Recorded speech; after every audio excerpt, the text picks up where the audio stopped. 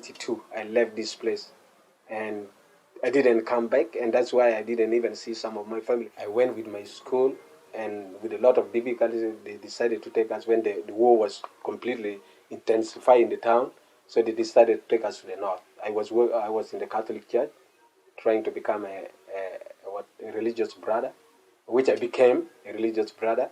I got accepted and I went to United States. I got resettled in state of Maine. Asirela was founded in 1995 by a group of Sudanese refugees in the United States.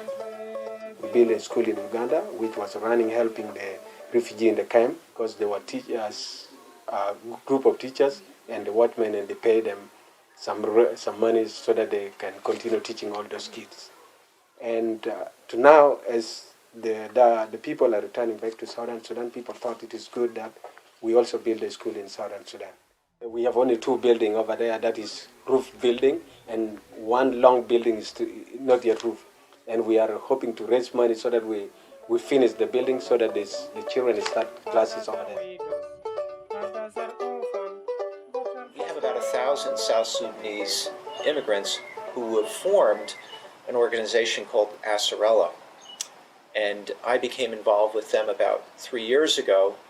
Some of their children were on sports teams with my children, and I knew that when I was thinking about developing a program that we needed to have a partner. And that partner eventually has become the Massachusetts General Hospital. Our division, under the leadership of Dr. Thomas Burke, who's an emergency physician here, really started doing work in South Sudan several years ago. And so after an assessment that we did to really go into South Sudan and to understand the capacity for maternal, newborn, and child health care, which we conducted, we designed an original intervention that comprised targeted training, pictorial checklists, and a group of commodities or supply kits that frontline health workers could use. This program that is happening this week is training 15 traditional birth attendants who have had no previous training whatsoever. That program gets to the heart of what needs to happen gradually in South Sudan, and that is to gradually develop more medical capacity. There are only 10 fully trained obstetricians in the entire country of 8 million people. Acelera is an association for self-reliance, and Acelera has no boundary. Our mission is to change the life of the community. In Uganda, we assisted very many tribes. We are able to offer education regardless of who you are, and we want to carry the same culture back to South Sudan here, where the refugees have come back. We serve the community. This project is a very good project because this is going to be the first of its kind in life. Remember, one of the chiefs says he's around 60, and this is the first of its kind that is experiencing such a training here.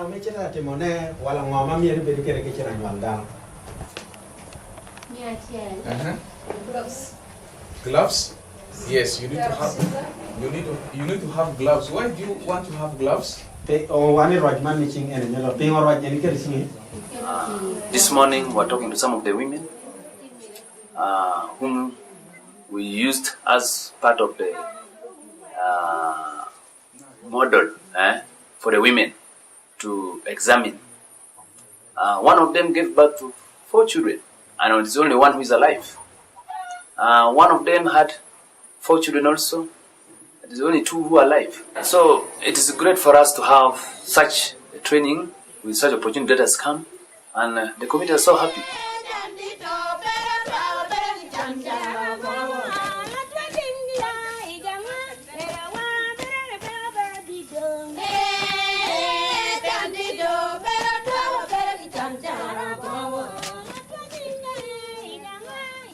All of the reusable equipment that they're given holds up in the field. They have a backpack that they're given to put this equipment in, and the expectation is that from this time on, after the training, that they can recognize birth complications and transfer women early to the central hospital for further obstetric care, or can deal more effectively with more minor emergencies that come up during routine deliveries that in this region are often life-threatening. And because they are illiterate, the entire program is taught in a pictorial way. There are flip charts. The pictorial program very logically brings the women from normal labor and delivery to minor complications, to major complications that require transfer to care of the infant at birth. The MNCS curriculum was developed here in Boston.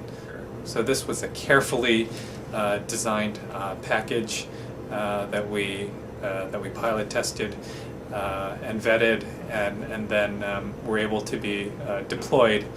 In November of 2010 is when we conducted our first training of trainers session. One of the topics is maternal mortality in South Sudan, and then we have the major causes of maternal and neonatal illnesses, and we have also a topic like neonatal death. What are the major causes of neonatal death in South Sudan? And we also looked at malnutrition being one of the causes of child mortality, and we see how to recognize malnutrition among children in South Sudan. And also we give the birth attendants ways of conducting clean, safe deliveries, and here we teach them the skills of resuscitating a newborn baby using the ambu bag or the breathing bag. Topic like how to recognize danger signs in labor, and also how to recognize danger signs in pregnancy.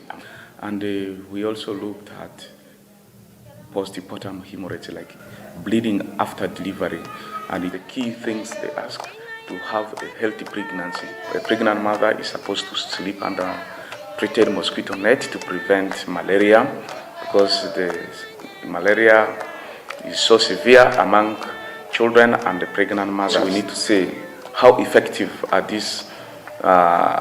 these equipments we supplied for conducting delivery, safe or reduce maternal mortality. We need to make a follow-up and continue conducting refresher training for these health workers. We have some preliminary data that have been published that demonstrates that these frontline health workers are absorbing and retaining the knowledge and skills that we've taught them. So, given how many health workers we've trained in such a rapid time frame, we're very pleased with what we've seen so far.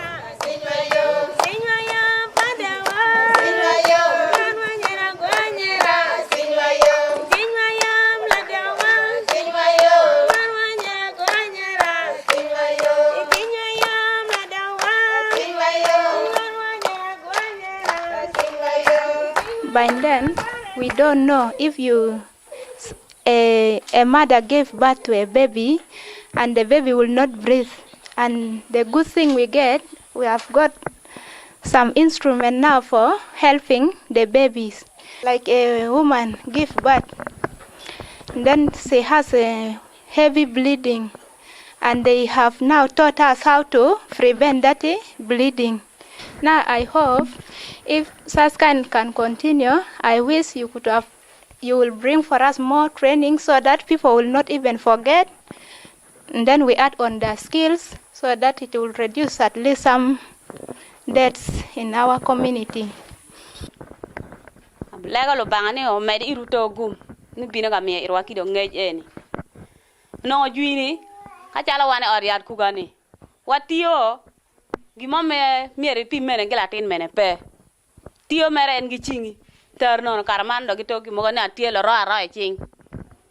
Ro ching. Kado ichira ga bongo gi idaga mani chane. Chima no ichana nene tie ukele irwa. Kamala tin ko to. Wachira ga ro dogwa. Wachuyo gi dogwa. Mani chan nong tie gine no waywa dong bit wabolo kuja. Waywa bit wabolo kuja.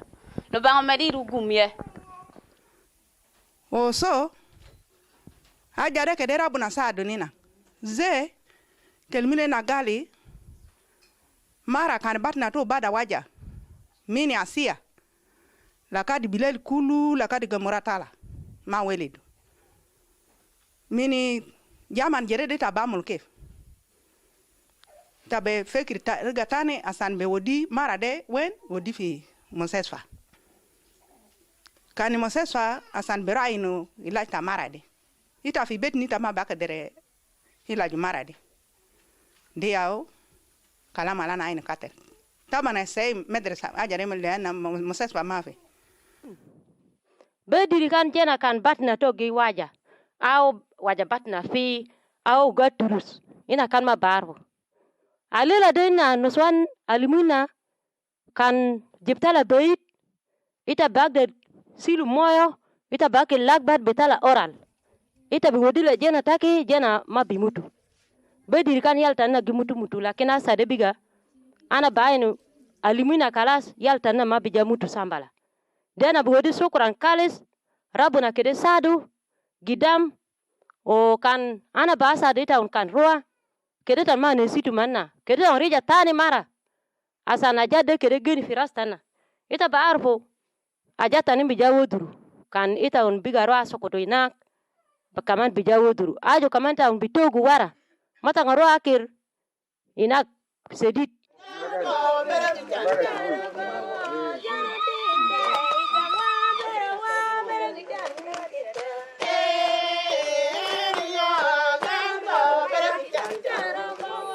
Our plan is to form what they call the Village Health Council or committee.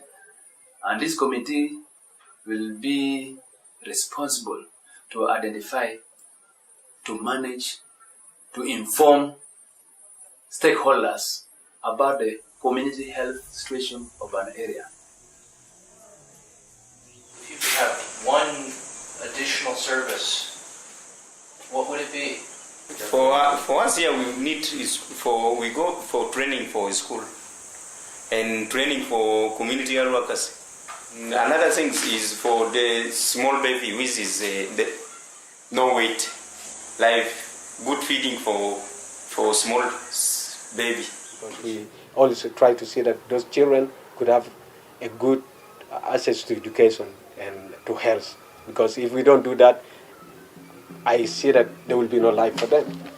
You know, we're conducting some additional trainings in other parts of South Sudan that we have planned in 2012 and 2013. But we're definitely in the strategic planning stage for the next phase of this program. All of the fundings come from Portland, Maine. So I would like to thank not only the people in southern Maine, but also we reached out to relatives, friends outside of Maine who actually have been very interested in supporting the work here, and we hope that they can continue to help on a long-term basis.